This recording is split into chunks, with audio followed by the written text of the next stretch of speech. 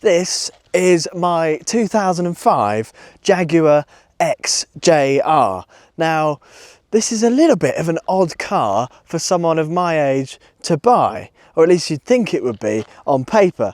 I recently sold my BMW M235i for this, and I think it was the best decision I could have made. So let me tell you why, at 22 years old, I went and bought this Jag.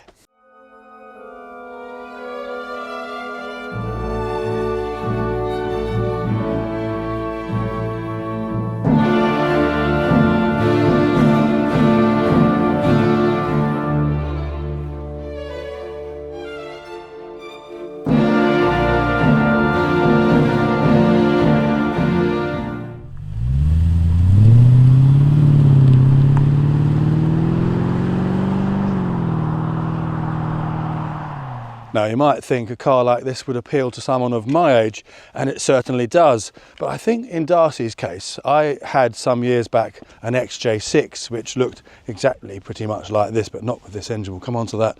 But I think at that moment, the seed was sown. So now it's flourished and Darcy's decided to buy this car. Now, it's funny you should say that, because when you had, or when this is my father, by the way, so if you don't watch our other channel, which is Mr. Darcy and the Old Man, we make motorbike videos on that channel, and this is our new channel where we're going to make car videos. But it's funny you should say that the seed was sown, because at the time, when you had an XJ6, I absolutely despised it. Well, despise is probably a bit too strong of a word, but I just thought, oh, it's an old man's car, it doesn't appeal to me at all. But at the time I was about 14, 15 years old, so at that age, you know, all you want is a crazy, leery supercar. But something like this screams elegance.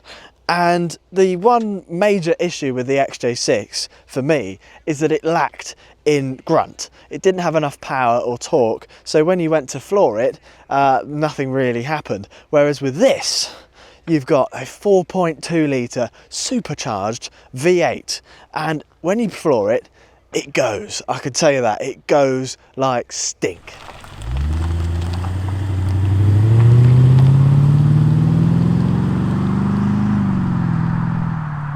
Now, I recently went away to Asia for 2 months, and beforehand, in my head, my next car was going to be a Porsche. I've always loved Porsches, and again, that seed was sown because my father used to have a 997 Gen 1 Carrera S manual, and I loved that car, and that's always stuck with me, that car. That's something that I want to own at some point.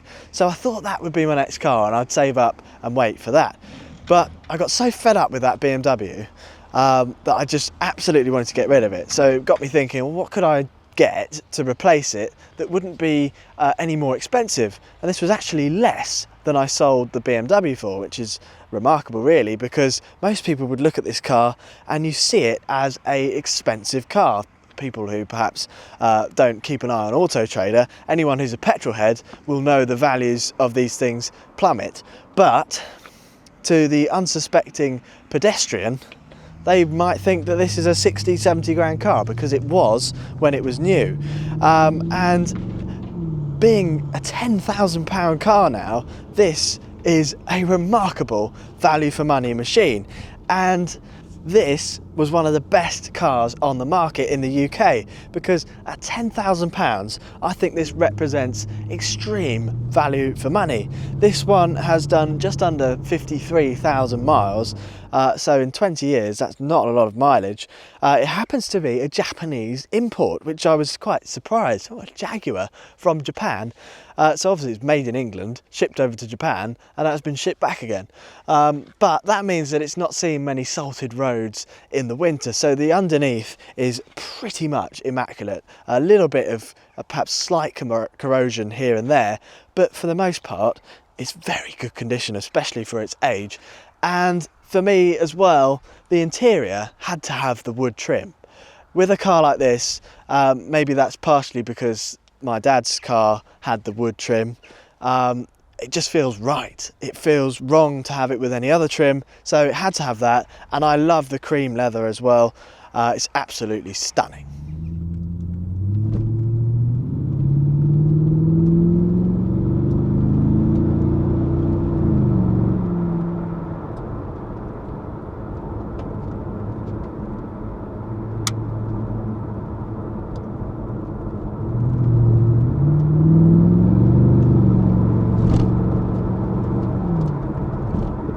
when I had my XJ6.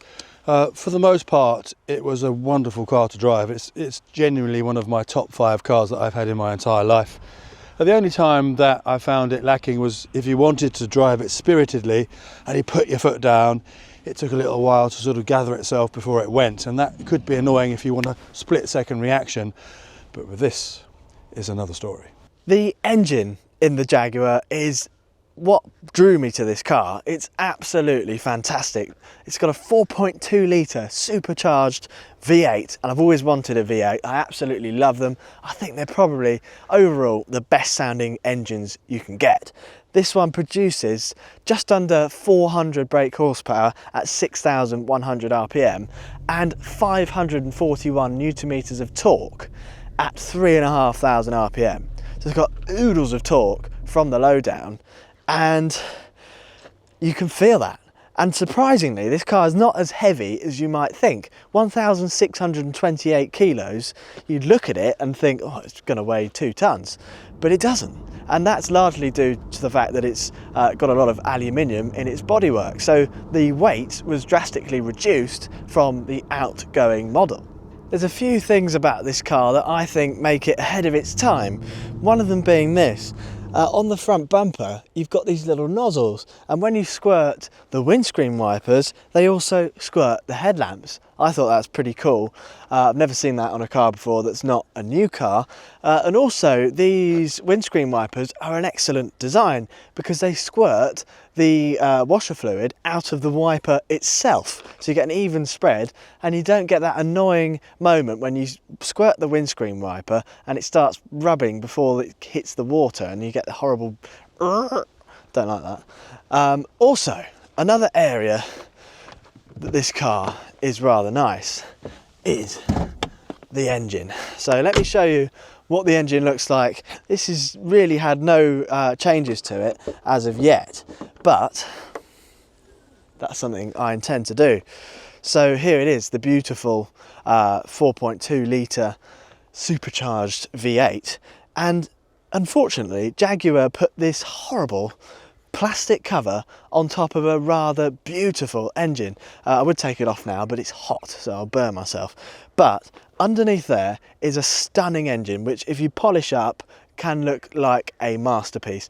Also, this sort of section here, the top of the supercharger, I'm not sure how they get it to look so nice. I don't know whether there's a cover you can get for it that's extra gloss, but that's really quite a dull, rough coated metal. So I suppose you would have to get some sort of cover. And in here, you've got your air filter, and this is the supercharger intake. And as standard, it's quite a restricted intake. And the main reason for that is because most of the people who bought these were old men. And Jaguar thought they probably don't want to hear a supercharger whine. But I'm not an old man, although I might look like one. So I want to hear the supercharger. So I have ordered a Caldoofy supercharger intake, which is coming, I think, tomorrow. So the next video, we will fit that and see how much of a difference it makes in terms of the sound with the supercharger whine, and also in performance, because it should give us maybe 15-20 more horsepower as well.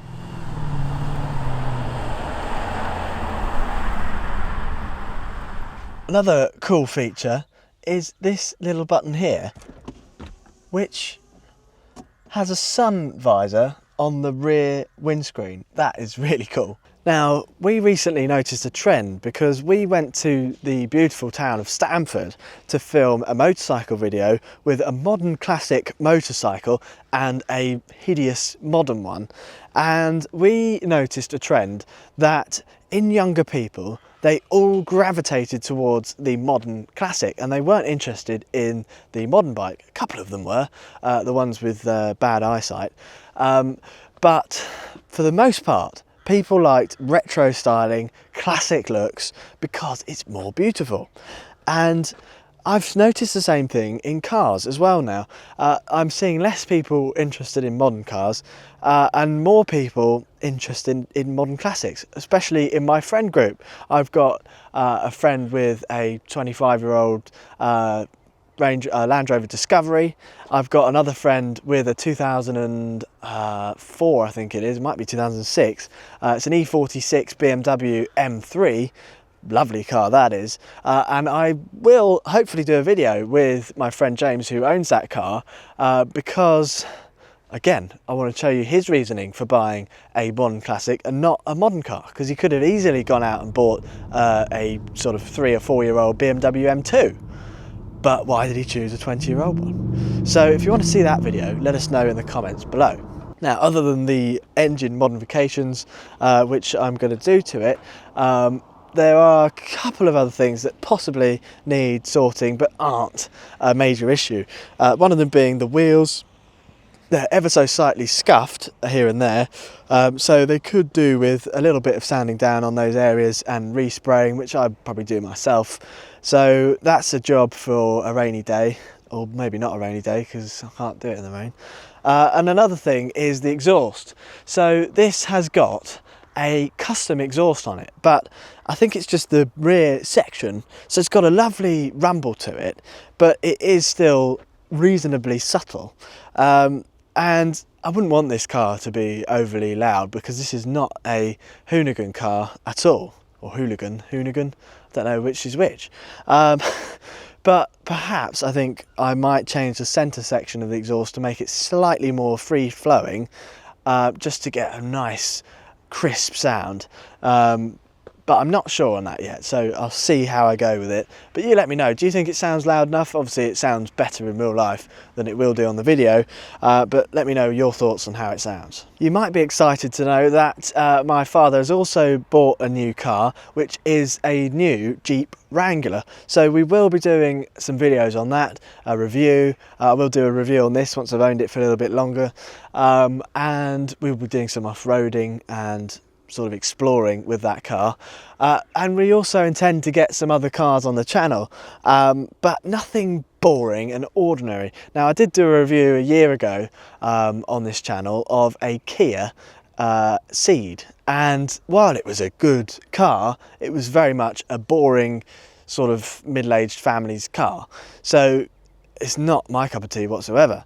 So we intend to only show you the most interesting, unusual cars on this channel. So if that sounds good to you, then make sure you hit the subscribe button.